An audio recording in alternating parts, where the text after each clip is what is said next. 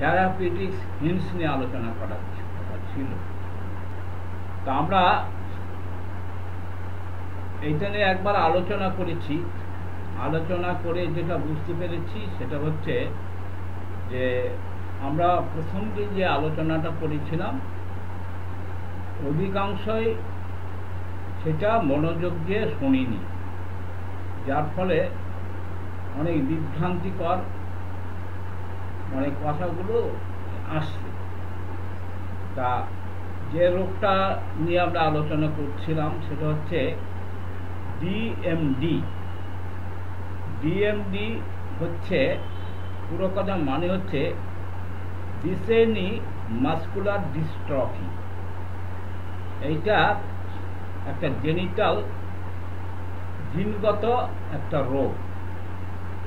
তা এই রোগটাকে আমরা কিভাবে চিনব?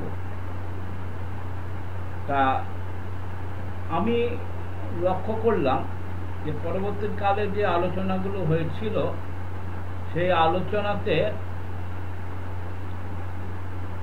যাদের সঙ্গে আমার আলাদা করে কথোপকথন হয়েছে তাতে বুঝলাম যে আগের দিনের ক্লাসগুলো তারা ঠিক মনোযোগ দিয়ে শোনেনি বা কোথাও বুঝতে অসুবিধা হয়েছিল। তা আমরা যেটা চিকিৎসা করি, আমাদের চিকিৎসার নিয়মটা হচ্ছে প্রথম আমরা কেস হিস্ট্রিটা নিই। কেস হিস্ট্রিটা নিয়ে আমরা যেটা করি সেটা হচ্ছে তার সিমটমসের এভ্যালুয়েশনটা করি, তারপরে সেখানে বিশ্লেষণ করি, মায়োজেনেটিক বিশ্লেষণটা করি। বিশ্লেষণ করে টোটালিটি অফ সিমটমস দেখে আমরা মেডিসিনটা নির্বাচন করি।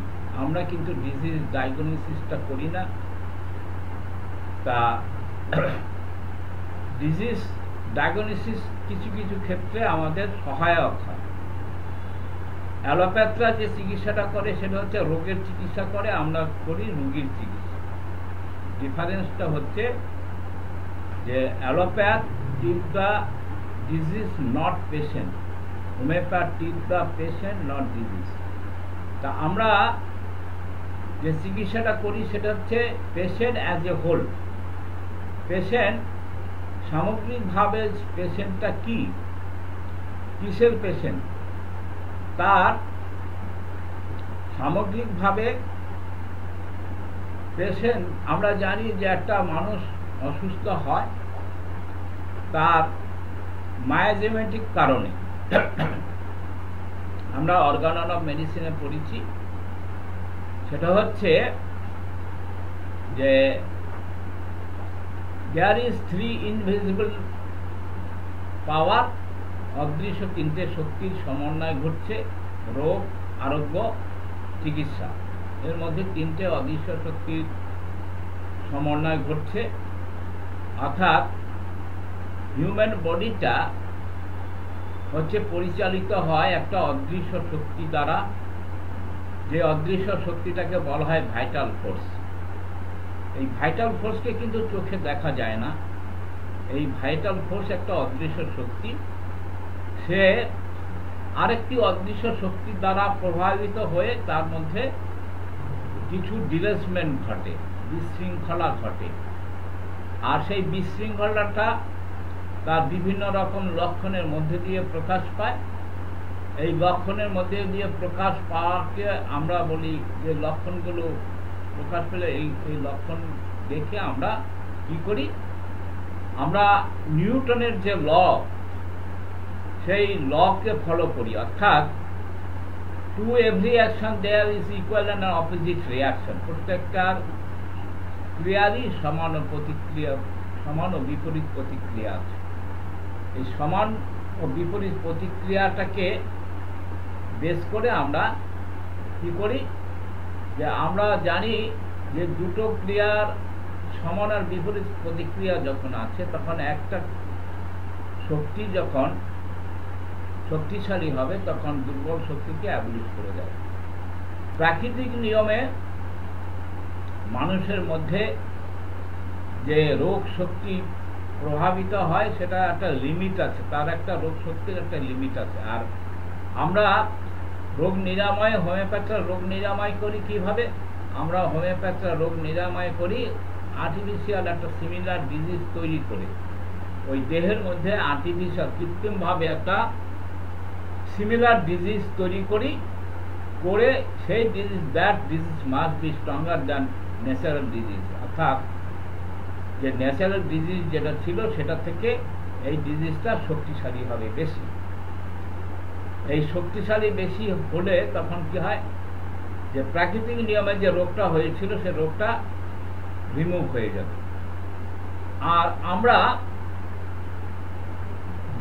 আমরা যেটা বলেছিলাম যে আমরা টোটালিটি অফ সিমটমসের বেসিসে চিকিৎসা করি, কিন্তু এই টোটালিটি অফ সিমটমসগুলো কারেক্ট করতে গেলে আমাদের কিছু বিষয়ে লক্ষ্য রাখতে হবে। সেটা হচ্ছে আনকমন কিছু পিকুলার সিমটমস। আনকমন পিকুলার সিমটমসগুলো আমরা কীভাবে পাবো? আমরা পাবো প্যাথোলজি পড়ে পাবো, আমরা ফিজিওলজি পড়ে পাবো, আমরা প্র্যাকটিস অফ মেডিসিন পড়ে পাবো। তাহলে এই pathology, physiology, practice of medicine এইগুলোর মধ্যে, এই সাবজেক্টগুলোর মধ্যে আমরা সেখান থেকে কিছু আনকমন পিকুলার সিমটমস বের করব। এবার হচ্ছে আমরা যে বাচ্চা ছেলেটা দেখেছিলাম তার কেস হিস্ট্রি সবাইকে আমরা পাঠিয়েছিলাম, কেস হিস্ট্রিটা আবার ভালো করে পড়বেন এবং কেস হিস্ট্রির সঙ্গে আমরা কিছু প্যাথোলজিক্যাল বা কিছু ফাইন্ডিংস আমরা পেয়েছি। ফাইন্ডিংস পেয়ে সেখানে আমরা দেখেছি কি, যে সেখানে একটা ডায়াগনোসিস করা হয়েছে ডিউসেন মাসকুলার ডিস্ট্রফি, অর্থাৎ জিনগত কারণে কিছু মাসকুলার ডিস্ট্রফি হয়, অর্থাৎ অপুষ্টি বা কর্মক্ষমতা হারায়। তা এই রোগটা যাদের হয় তাদের এই মাসকুলার ডিস্ট্রফি হলে কি হয়, তারা ফ্রিকোয়েন্টলি ফল, তারা চলতে চলতে ঘন ঘন পড়ে যায়। আমরা বাচ্চা ছেলেটার হিস্ট্রিতে পেয়েছি ছোটবেলায় স্কুলে যেতে যেতে সে হঠাৎ করে পড়ে যেত, অর্থাৎ তার মাসকুলার ফাংশনটা ঠিকঠাক ছিল না বলে সে পড়ে যেত। Difficulty rising from the lying or sitting position, অর্থাৎ বসে থাকার অবস্থা, কি কি লক্ষণ দেখা যায়? বসে থাকার অবস্থায় সে নিজে নিজে ঠিক মতো উঠতে পারে না, বা বসে থাকলে বা শুয়ে থাকলে সে নিজে নিজে ঠিকঠাক করে উঠতে পারে না। ট্রাভেল, রানিং অ্যান্ড জাম্পিং, তাহলে দৌড়তে বা লাফাতে গেলে সে সেটা পারে না। ওয়াকিং অন দ্য টোস, পায়ের যে টোয়ের উপর ভর করে সে হাঁটে।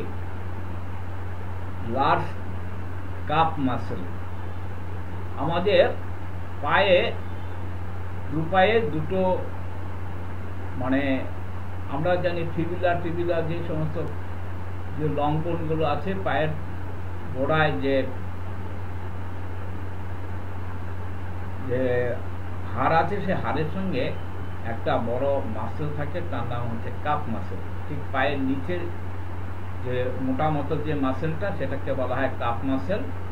এই কাপ মাসেলটা কি হয়, বড় হয়ে যায়, বড় হয়। আর কি, মাসেল পেন অ্যান্ড স্টিফনেস, মাসেলটা ব্যথা হয় অ্যান্ড স্টিফনেস থাকে, শক্ত হয়ে যায়।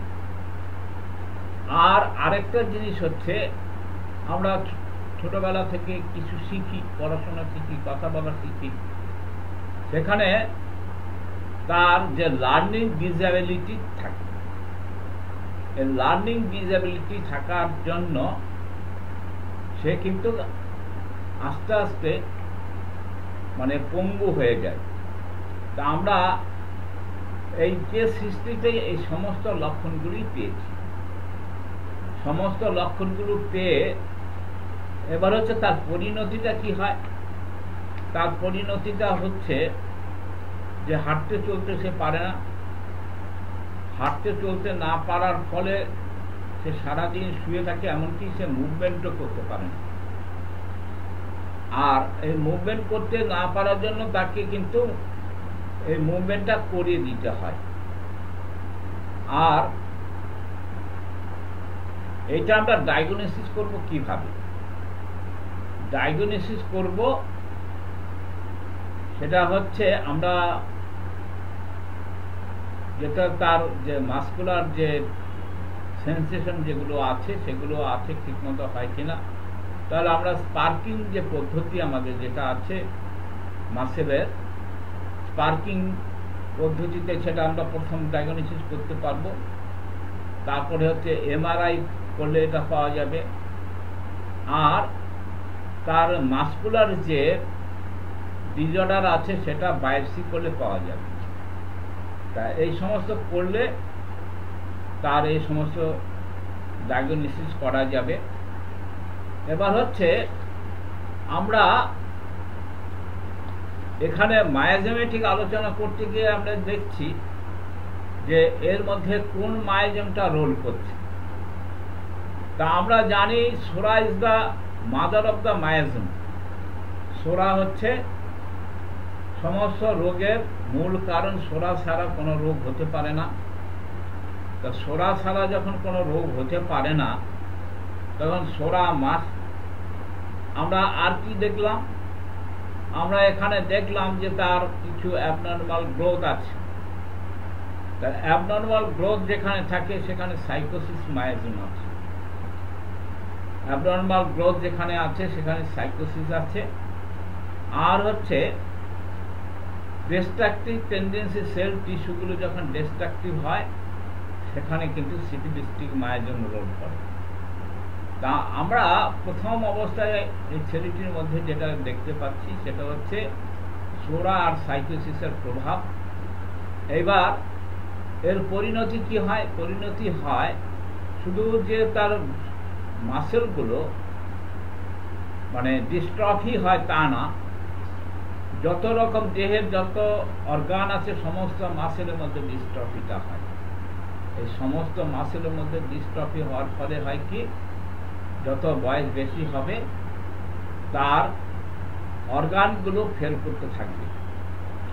অর্গানগুলো ফেল করলে কি হবে, তখন মাল্টি অর্গান ফেল করে পরবর্তীকালে সেই শিশুটি যখন একটু বড় হবে সে মারা যেতে পারে। কারণ তার যদি আমাদের এই ফাংশনিংটা না করানো যায়, ন্যাচারালি যদি সে ফাংশনিং না করতে পারে তার মাসলগুলো, তাহলে একটা সময় কি হবে, একটা সময় ডিসফাংশনিং হওয়ার ফলে তার মাল্টি অর্গান ফেল করবে। আর মাল্টি অর্গান ফেল করলে কি হয়, তখন হার্ট, কিডনি, অন্যান্য অর্গানগুলো তার ফেল করবে আর ফলে মারা যায়। আমরা মেডিকেল সায়েন্সের নিয়ম অনুযায়ী যেটা জানি, মানুষ মারা যায় কেন? মানুষ মারা যায় হচ্ছে আমাদের দেহে যে তিনটে ভাইটাল অর্গান আছে, এই তিনটে ভাইটাল অর্গানের যে কোনো একটি অর্গান বা একাধিক অর্গান যদি ফেল করে তাহলে মানুষ মারা যায়। তাহলে এই শিশুটি এখন যে মাসেলগুলো যেটা পুষ্টি হচ্ছে না, এই পুষ্টি না হওয়ার ফলে যদি তার আস্তে আস্তে ডিসফাংশন, মাসকুলার ডিসফাংশনগুলো যদি হওয়া শুরু করে, তাহলে পরবর্তীকালে একটু বয়স বৃদ্ধির সঙ্গে সঙ্গে আরও কিছু তার অর্গান ফেল করতে পারে। এই অর্গানগুলো ফেল করার ফলে একটু বয়স বেশি হলে শিশুটি মারা যেতে পারে। তাহলে এই সমস্ত ক্ষেত্রে কিন্তু অধিকাংশ ক্ষেত্রে যেটা রয়েছে সেটা এটা ইনকিউরেবল ডিজিজ। আমাদের অর্গানের দৃষ্টিতে আমরা কিছু কিছু রোগ জানি যে ইনকিউরেবল ডিজিজ। আমরা এই পেশেন্টটাকে কেন হাতে নিলাম? এই পেশেন্টটাকে হাতে নেওয়ার কারণটা হচ্ছে যে ওখানকার যে মডার্ন স্কুল অফ ট্রিটমেন্ট, অর্থাৎ আধুনিক যে চিকিৎসা পদ্ধতি তারা কিন্তু জবাব দিয়ে দিয়েছে। এখন তারা যেহেতু জবাব দিয়েছে, তা আমাদের সিস্টেমে কিন্তু অনেক সময় দেখা যায় যে আমরা যদি ঠিক মতো মাইজেনেটিক ট্রিটমেন্ট করতে পারি তাহলে কিন্তু আমরা অনেক সময় তাদের জবাবের বাইরেও আমাদের একটা জবাব আছে, সেটা হচ্ছে কিউরেবল। আমরা সেই আশা ভরসাতে এই পেশেন্টটাকে, যেহেতু তাদের আর বিকল্প কোনো রাস্তা নেই, সেই জন্য আমরা কিন্তু বিকল্প হিসাবে আমরা কিন্তু একটা চান্স নিচ্ছি এবং আমরা এই পেশেন্টটাকে চিকিৎসা করার জন্য উদ্যোগী হয়েছে। আমরা কিছু মেডিসিন গাইডলাইন বলে দিয়েছিলাম, সেই গাইডলাইন তাতে কিছু আমাদের মাইজেনেটিক্স বিষয়টা কভার করে এবং সেই গাইডলাইনের মধ্যে আমরা যে ওষুধগুলো উল্লেখ করেছিলাম সেই ওষুধগুলোর মধ্যে ছিল অ্যাব্রোমেটাম। দ্বিতীয় যে ওষুধটা ছিল সেটা হচ্ছে ব্যারাইটাকার। তৃতীয় যে ওষুধটি আমরা গাইডলাইনে বলে দিয়েছিলাম সেটা হচ্ছে ক্যালকেরিয়াকার। তারপরে যে ওষুধটা আমরা বলেছিলাম ক্যালকেরিয়া ফস, এবং আমরা স্ট্যান্ডাম মেটালিকাম বলে একটা ওষুধ আমাদের যেটা টিন থেকে তৈরি হয় সেটা বলেছিলাম। আমরা বলেছিলাম আলফালফা। তারপরে সেই সঙ্গে আমরা অ্যাগারিকাস একটা ফাঙ্গাস, এটা ফাঙ্গাস থেকে তৈরি করা হয়, অ্যাগারিকাসের কথা বলেছিলাম। আর হচ্ছে আমরা জিঙ্কাম মেটালিকামের কথা বলেছিলাম। তা এই সমস্ত ওষুধগুলো সঙ্গে আমরা আরেকটি ওষুধ বলেছিলাম অ্যাসিড নাইট্রিকাম বলেছিলাম। এবার আমরা প্রত্যেককে বলেছিলাম যে আপনাদের কাছে যে ম্যাটেরিয়া মেডিকা আছে সেই ম্যাটেরিয়া মেডিকাগুলো আপনারা একটু স্টাডি করবেন, আপনাদের দৃষ্টিতে কোন মেডিসিনটা আসে সেটা বলার জন্য। তা সেখান থেকে আমরা এখনো পর্যন্ত কারো কাছে কোনো রেসপন্স পাইনি। তা এবার হচ্ছে আমরা যে ওষুধগুলো বলেছিলাম তার মধ্যে আমরা মোস্ট সিমিলার দুটো ওষুধ আমরা আজকে আলোচনা করব, কারণ আজকে এতগুলো ওষুধ নিয়ে আলোচনা করার অবকাশ নেই। আমরা দুটো ওষুধ নিয়ে আজকে আলোচনা করব। তাহলে আমরা প্রথম যে ওষুধটি নিয়ে আলোচনা করব সেটা হচ্ছে অ্যাব্রোমেটাম নিয়ে। তা সেখানে যেটা আমাদের ম্যাটেরিয়া মেডিকা যেটা বলা হয়েছে বিভিন্ন বই পুস্তক থেকে আমরা সংগ্রহ করে যেটা পেয়েছি সেটা হচ্ছে a very useful remedy for marasmus, that means especially of the lower extremities, specially যেটা শীর্ণতা, আমরা যেটাকে শীর্ণতা বলি, অর্থাৎ মাসেল, যে আমরা প্রথমে বলেছিলাম dystrophy of the calf muscle. তাহলে কাফ মাসেলটা কোথায় থাকে? কাফ মাসেলটা থাকে পায়ের যে দুটো মাসেল সেটাকে কাফ মাসেল বলা হয়। তাই এই কাফ মাসেলের ডিস্ট্রফি হয়। তাহলে এই ক্ষেত্রে আমরা useful remedy for the marasmus specially of the lower extremities only, শুধু লোয়ার এক্সট্রিমিটিসের যদি এই যে শীর্ণতা ভাব থাকে তাহলে আমরা এই ওষুধটা ব্যবহার করতে পারি, ইয়েট উইথ গুড অ্যাপিটাইট। কিন্তু সেখানে যেটা দেখা যায় তার কিন্তু একটা গুড অ্যাপিটাইট, তার খিদেটা ভালো থাকবে। রিউমেটিজম ফলোড টেক ডায়রিয়া, অর্থাৎ তার একটা বাতের প্রবণতা থাকবে। সেটা বাতের প্রবণতা কি জন্য হবে? ডায়রিয়াকে যদি চেক করা হয় তারপরে ill effects of the suppress condition, especially in gouty subject. Gouty এক ধরনের বাত, এই গাউটি যদি সাপ্রেশন করা হয় সেখানেও কিন্তু আমাদের এই লক্ষণগুলো দেখা যায়। Tuberculous peritonitis,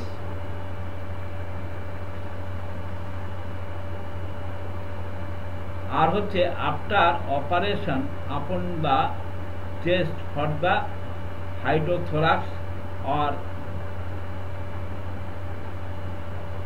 এমফিসিয়া। এমফিসিয়া কথা মানে হচ্ছে যার মধ্যে পুজ জমার একটা প্রবণতা থাকে। Aggravation of the haemorrhoid when rheumatism improve, তার একটা আনকমন সিমটমস আছে।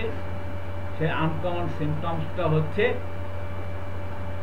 Aggravation of haemorrhoid when rheumatism improve, যখন তার বাতের ব্যথা বাড়ে তখন তার একটা রক্তস্রাবী অশ্ব হওয়ার একটা প্রবণতা থাকে।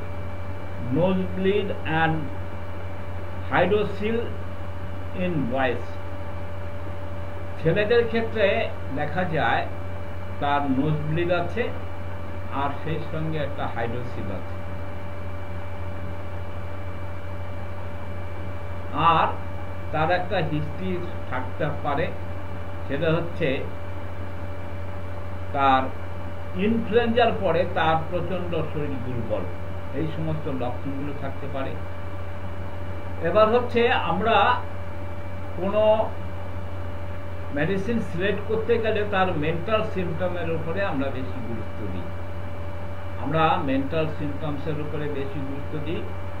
তাহলে হচ্ছে মেন্টাল সিমটমসটা কি? Cross, irritable, anxious, depressed. তাহলে ক্রস, ইরিটেবল অর্থাৎ খানিকটা বদমেজাজি থাকবে, সবসময় রেগে রেগে থাকে এবং উদ্বিগ্ন থাকে, আর মানসিক কিছু চাপা দেওয়ার ব্যাপারটা থাকে। Extremities, pain in the shoulder, তার যে মানে কাঁধের ওখানে একটা যন্ত্রণা হয়, হাতে যন্ত্রণায়, আর্মস,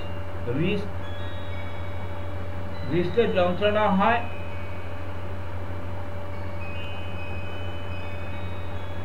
অ্যাঙ্কেলে যন্ত্রণা হয়, prickling and coldness in the fingers and feet, leg great emaciation, joint stiff and lame.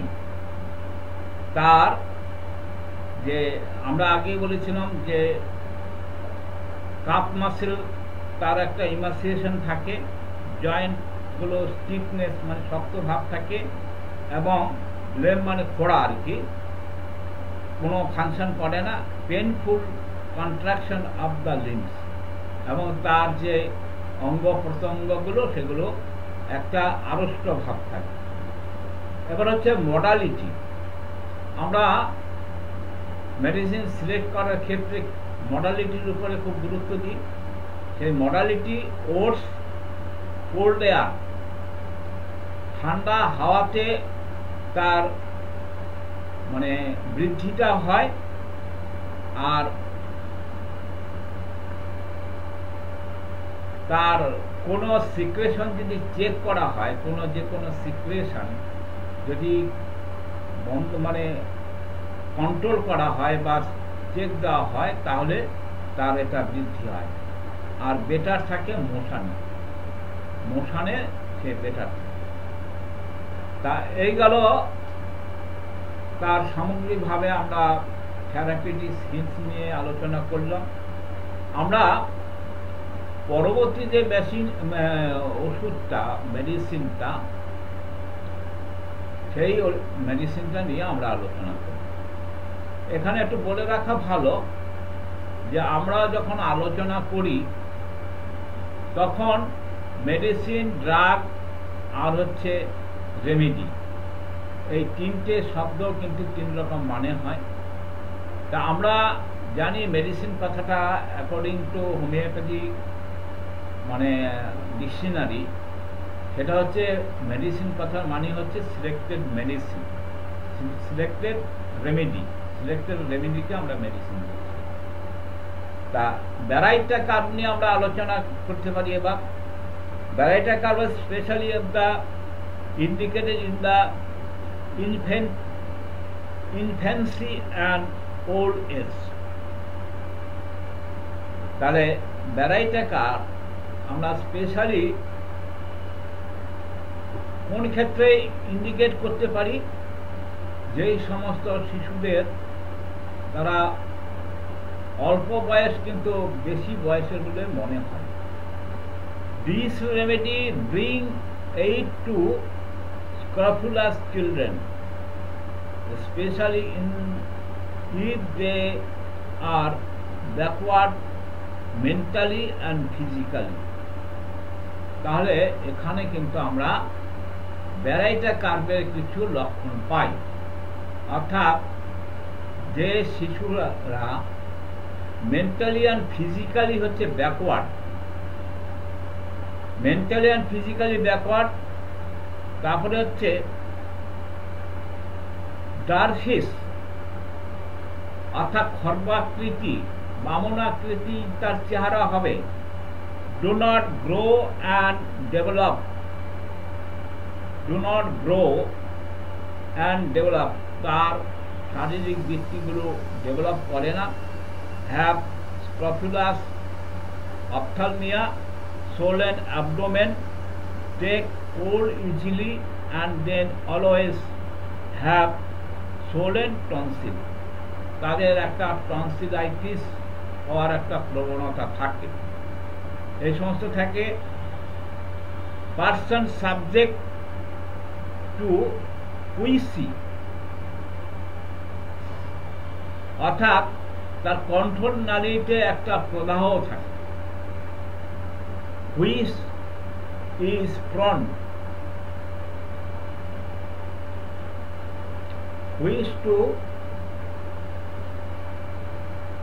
to suppurate, যার মধ্যে একটা পুজ জমার প্রবণতা থাকে। গামস ব্লিড ইজিলি, মাড়ি থেকে খুব সহজে রক্তপাত হয়। Disease of old man when degenerative change,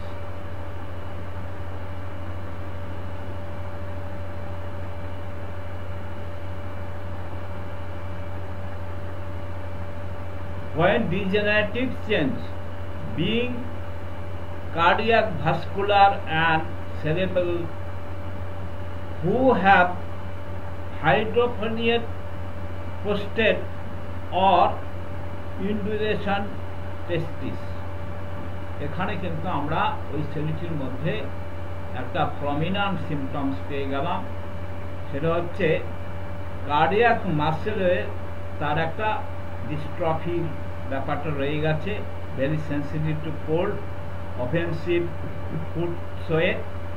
তা অবশ্যই এটা আমরা কালেক্ট করতে পারিনি তার ফুড সোয়েটটা অফেন্সিভ কিনা, সেটা পরে আমাদের জেনে নিতে হবে। very weak and weary, must sit or lie down or lean up the something, very aversion to meeting strangers, collateral of the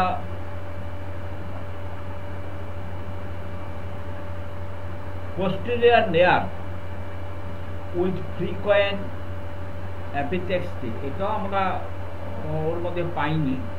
open useful in the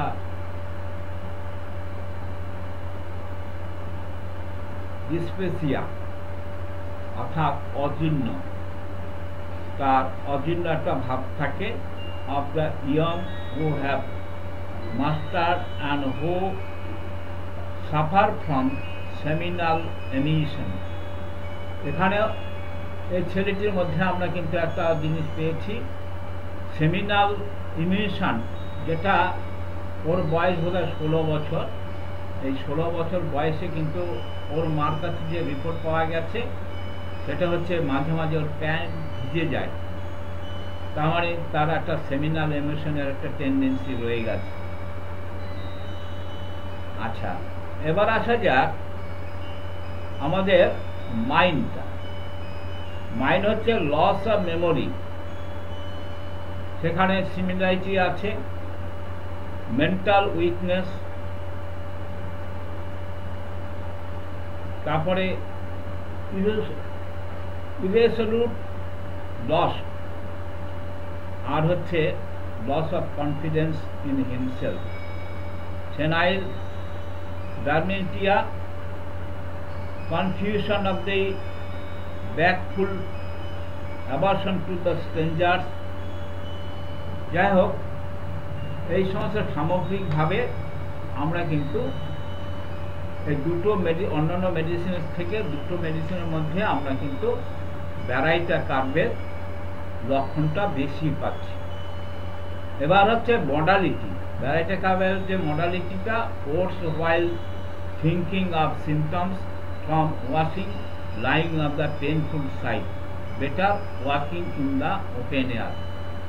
তা যাই হোক, আমরা এর মধ্যে সবচেয়ে গুরুত্বপূর্ণ কথা যেটা, সেটা হচ্ছে আমরা যে মায়াজমের সন্ধান করে বেড়াচ্ছিলাম, সেই মায়াজমের ক্ষেত্রে কিন্তু মানে ব্যারাইটা কার্ভের মধ্যে আমরা মানে সোডা এবং সাইকোসিস দুটো মায়াজমের প্রাধান্য দেখতে পাচ্ছি। আচ্ছা, তা আমরা এই আলোচনাটা এখানে শেষ করছি।